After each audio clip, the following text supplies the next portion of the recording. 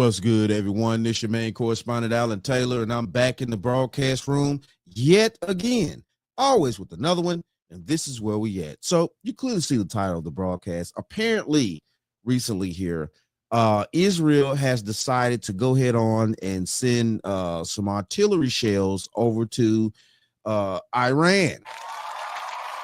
Now, hold on here. This is a huge problem. This is a very crazy situation that's going on here. We haven't even just necessarily dealt with the Ukraine situation in Russia. That hasn't even still been dealt with yet. So Israel is kind of pushing the button here. Let's go here now and let's see what's going on. Quarters, nickels, and dimes, people. Now to the response from the White House with Mary Bruce. Good morning, Mary.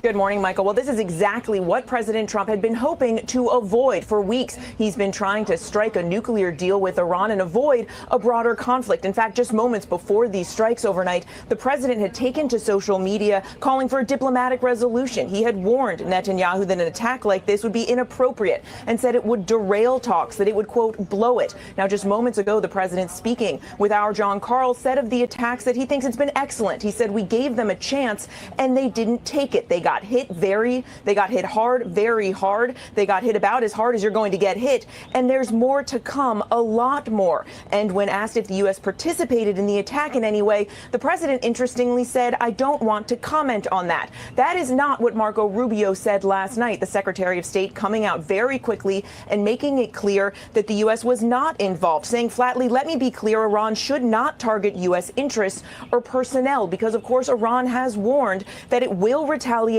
against the U.S. Now, the president this morning is set to meet with his National Security Council in the Situation Room. And this morning, he still seems to be holding out hope that somehow these nuclear talks can be salvaged, posting just a short while ago, urging Tehran to come to the table, saying Iran must make a deal before there is nothing left, adding just do it before it is too late. George? And Martha, let me go back to you. The president says there's more to come. The big question now, can this war be contained? We just don't know, George. Iran is fully capable of hitting U.S. facilities in the region. We have 40,000 troops scattered throughout the Mideast, embassy personnel, and thousands of American citizens, which is why the U.S. is standing up a task force in case rapid evacuation is necessary, George. Okay, so this is where we at right here. This is crazy. So, of course, like like any logical person knows, we do have bases and embassies and things like that all around the world in every country. And just like most countries, definitely the top countries have embassies and bases. Well, not bases, but embassies and things like that over here. So, yeah, it is what it is at this point. This is a very volatile situation. I don't know what Netanyahu is thinking. It's just too much going on. We haven't, like I said, we haven't even solved for the Ukraine-Russia situation yet. And, Israel is pushing the button on whatever tit for tat stuff that they need going on. It's just too much. This is too much out here. So, okay, we're going to go here now. And we're going to go to After Hours with Anton Daniels, because he had Myron Gaines on there, and Myron Gaines, ex FBI agent and things like that. He's very, highly intelligent on these particular situations, regardless of what you think about Myron Gaines from Fresh and Fit, all what he's been doing, stuff like that. But he has a bead on things when it comes to, federal access to certain information because he's an ex-federal agent. So we're going to go here now. We're going to see what the panel's talking about and the questions that they ask, things like that. Let's do this. Quarters, nickels, and dimes, people. Israel's had problems with Iran for a very long time. They've wanted a war with them because Iran is the only country really that stands in Israel's way of controlling the Middle East. Israel is a nuclear superpower. They stole those nuclear weapons from us, but that's a whole other conversation. And basically, Iran was having discussions with the United States about a nuclear deal, very similar to what Obama had back in roughly 2015. And they were having rounds of meetings. Basically, the United States was saying you can't have any type of uranium enrichment because they did have a nuclear program, which was a civilian and, for energy purposes. And the United States with a lot of pressure from Israel, was saying, yo, you can't have any type of nuclear program. And this is kind of where they've had the red line. And we've kind of been going back and forth on that. And the deadline was, I think, yesterday. Just hit today. Yeah. So the deadline to come to an agreement was yesterday. And then there was also some inspections that were being done. But the long story short is Israel kind of jumped the gun. We're supposed to meet with Israel, with Iran again for the nuclear discussion. And And I definitely kind of feel like Israel jumped the gun on this situation. This is wild right here. This is wild. They've launched 300 plus strikes at this point. They've killed a bunch of military leaders. They've killed nuclear scientists. And, there's no way that Iran isn't going to retaliate very hard against Israel. They have a very strong ballistic missile program. So they're going to absolutely hit Israel hard. And that's going to drag us into the conflict, despite the fact that mainstream media is trying to say that we're not going to get involved. We're going to have to get involved to protect Israel because, they always do this. They bite off more than they can chew. And we're going to have to come in and ensure they don't get destroyed by Iran. Let me ask you a question.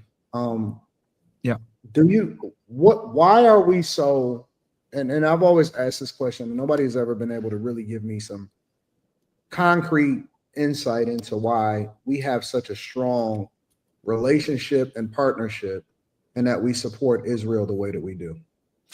Yeah, I'll give the politically correct version of this because I know we're on YouTube. The long story short is they buy our politicians. They have a huge lobbying organization. They're the only foreign country really that can lobby to the level that they do. All of our politicians basically in real positions of power are paid off. They get support from AIPAC. And whenever they pass legislation, whether Democrat or Republican, they're always passing bills that benefit Israel because in every single infrastructure in American society, they have control to some degree, whether it's the media, it's Hollywood, it's social media platforms. There's an enormous amount of control, politics, law enforcement. They're in every, crevice of American society with influential positions. And that allows them to kind of use that influence for the betterment of Israel. We got some government employees held that have dual allegiance with 2 passports. So this is something that, is a very serious problem. A lot of Americans aren't familiar with it. But our foreign policy is basically controlled through Israel and their deep pockets and their lobby. Damn. Listen, look. This is crazy. So far we've gathered the situation right here that Israel technically under the table is really pretty much, has its claws deep off in America's pockets and also America's policies and just America itself. This is wild right here. Israel has itself so deep in America's so deep off in America's business. Basically, it's more deeper than England. And England was England was the country that actually kind of captured America. If we think back how the scenario really played out and things like that, all those, those centuries ago and stuff like that, man, this is crazy right here. Israel is, man, they really got us by the balls out here, low key.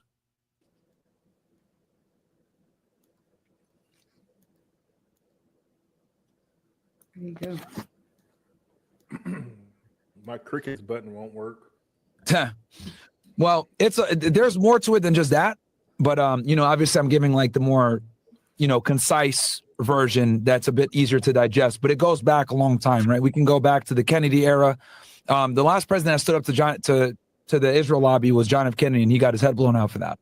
So, I had to run to the door real quick. So basically what you're saying is that a lot of it is just tied. The politically correct answer is a lot of it is tied to our relationship politically as far as the different individuals with Israel. Yeah, some of the most influential people in American society are hardcore Zionists, right? I mean, we could talk about like Donald Trump, for example. He's received somewhere around $200+ million from a woman named Miriam Adelson. Miriam Adelson is the wife of casino tycoon Sheldon Adelson, and they're like the #1 Republican donors, right? And one of the big things is that when they donate money, they're like, hey, this money, we need you to, have Israel in your interest whenever you, pass legislation, right? You look at these anti-Semitism bills where they have these students getting picked up at colleges for writing op-eds, or they're stopping these protests or whatever. The only reason that they're passed these anti-Semitism bills is because we have a very strong Zionist lobby in America.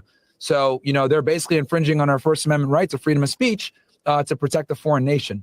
So, and obviously, like, this discussion prior to October 7th was something that would get you in trouble. Now that, it's more out there in the mainstream, which is a good thing, you can have these discussions now. But it's been a fifth column that people haven't been aware of for a very long time in America, that we are occupied by a foreign nation that runs our foreign policy, especially in the Middle East. And what we're seeing going on right now with the bombing of Iran is, the final form, right? They've been trying to have this war for 40 plus years and attack Iran. Man, come on, bro. This is a highly dangerous situation. And, like I said, we haven't dealt with the Ukraine situation, which at the same time, though, too, I think this situation here is going to, definitely override the Ukraine situation, because this is very serious. Israel does run a lot of policy and things like that in our country. We also know that, a lot of Hollywood stuff like that, and this has been said throughout the decades. Myron's just repeating something that, I definitely didn't heard these things throughout the years too, that, Hollywood's ran by, quote unquote, Jewish individuals and things like that. Of course, tied to Israel. And, it just is what it is at this point here. Like, this is very dangerous, people. And we need to stay definitely aware of this situation here, because, we are tied in with Israel. We've always been, for decades.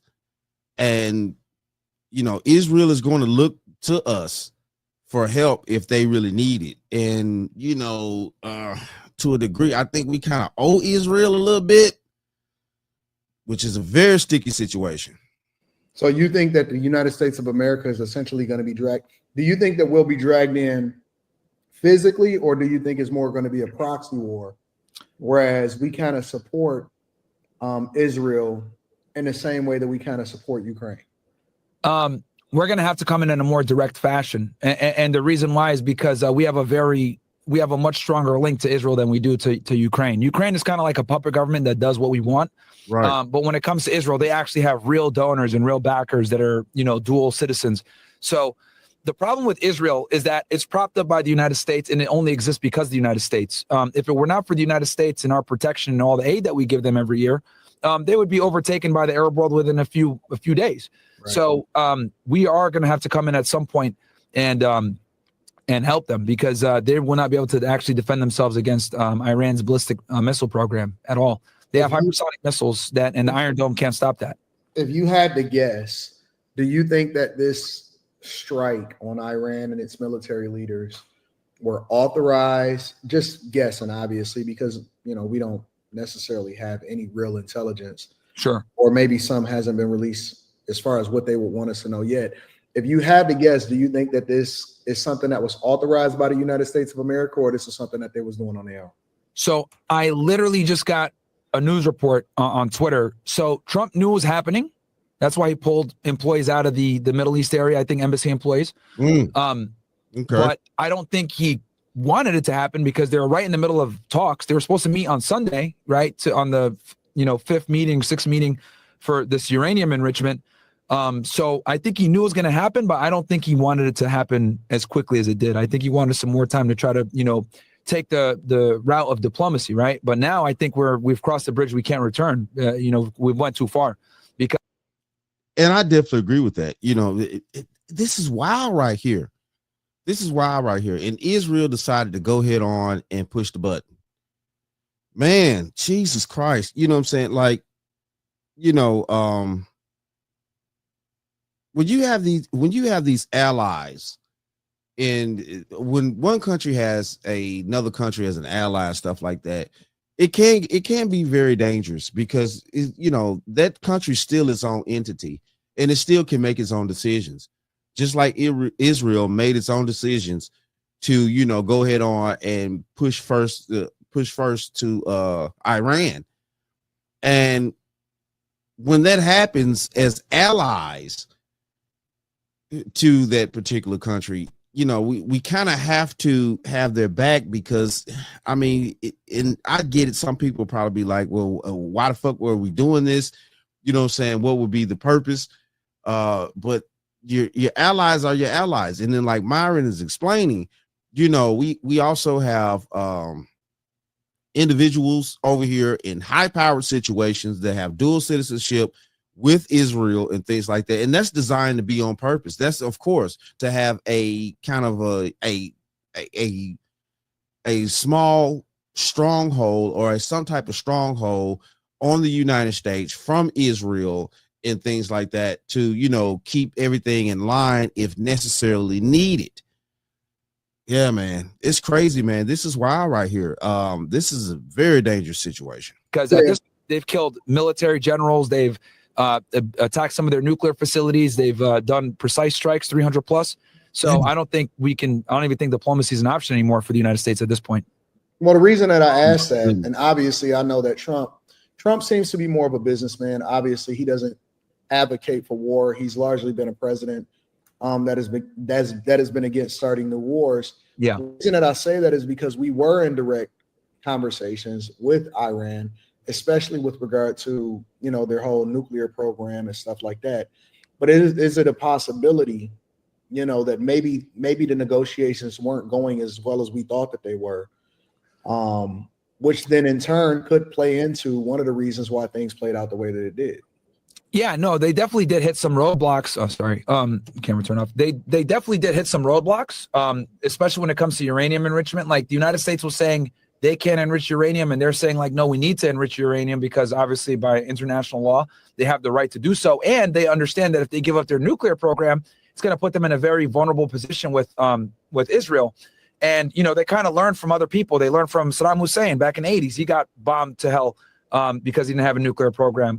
They watched Gaddafi give up their nuclear program and get overthrown in 10 years. So Iran has been there the whole time and watched as the United States and Israel systematically destabilize the entire Middle East. So they understand that by getting rid of their nuclear program, it puts them in a very weak position because Iran is what's called like a threshold state. So they have a space program, which they, allows them to launch rockets. And they also have a nuclear program that's civilian.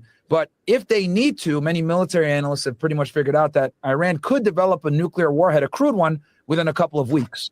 So that's kind of where we're at now. But, the United States is trying to say, well, we don't even want you to be enriching. And for Iran, that was a red line. They need to be able to enrich in their eyes for their personal security. Yeah. So, I mean, basically each country is doing what they feel is best for their country,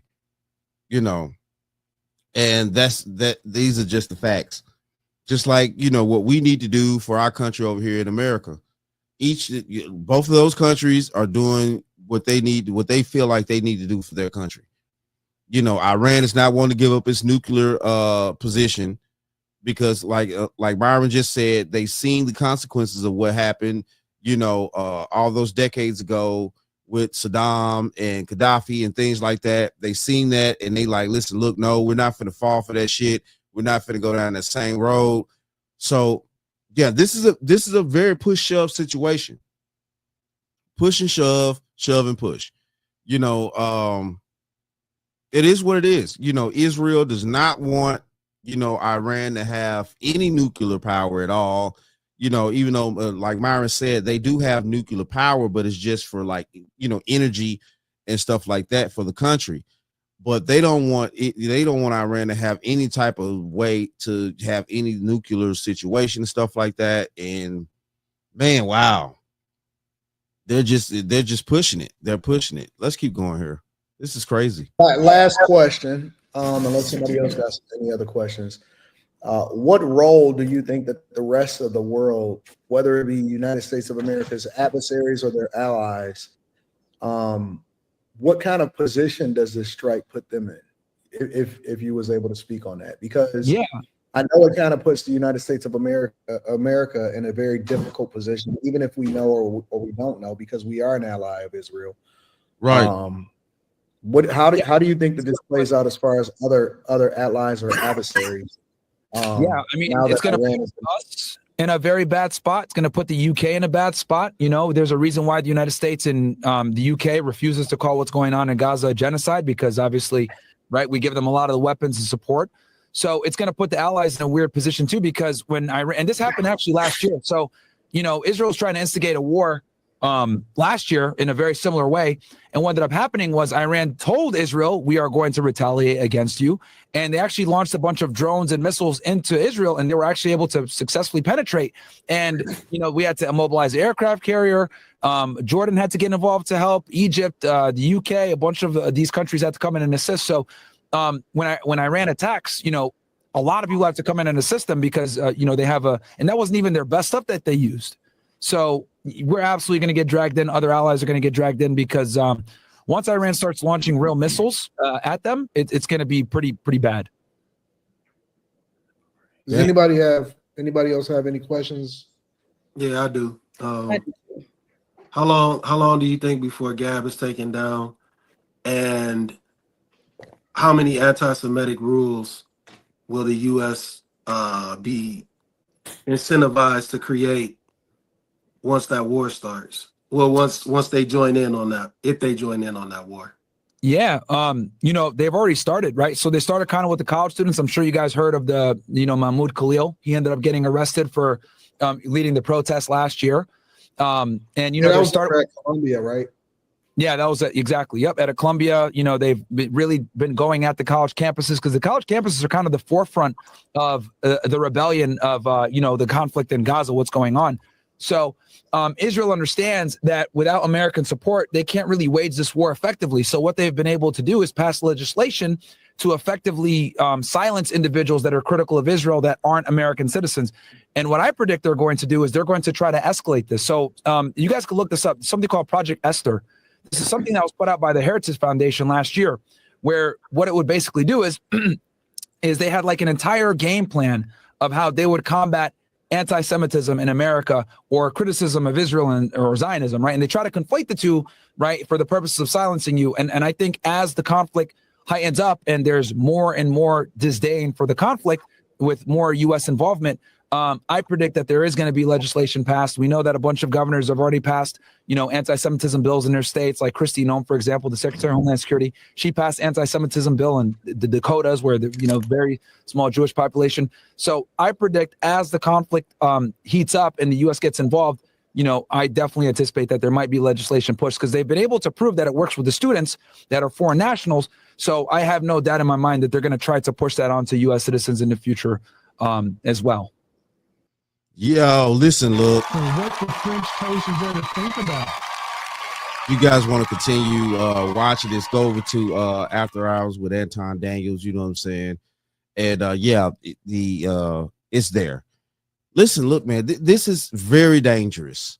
And this planet, we have a lot of problems here in the 21st century. And it's not just, you know, Americans' problems. We have our own issues and stuff like that we need to resolve for, but as well as worldwide issues that can pretty much affect the whole world. And this is a problem. I think that, you know, yes, Israel kind of pushed the button a little too fast here. You know, the majority of people want peace. We want to live our lives and stuff like that. And I'm pretty sure they do in all these other countries, but I don't know, man. I don't know. You know, it's just sad to me that it's coming to this point right here. So not only technically we do have two wars going on. If you just want to look at it the way that it's going down, we still have the Ukraine-Russia situation. They hadn't truly been resolved yet. And now the new, you know, Israel-Iran situation. So, yes, it's a lot going on out here. You know, shit, man. Real talk, y'all stay prayed up. If you do pray, if you don't, that's your personal business. I don't care. You know, do your thing. All I'm saying is, though, it's a tragic situation that's going on here. And it's very hurtful to, you know, the success of humanity. But it is what it is, though. Shout out to all my subscribers. Mad love to y'all. If you're new to the channel, Please hit that like, share, subscribe button. Make sure you ring that bell to be notified whenever I decide to post things. And like I always say, and that, my friends, is the bottom line. That, my friends, is the bottom line.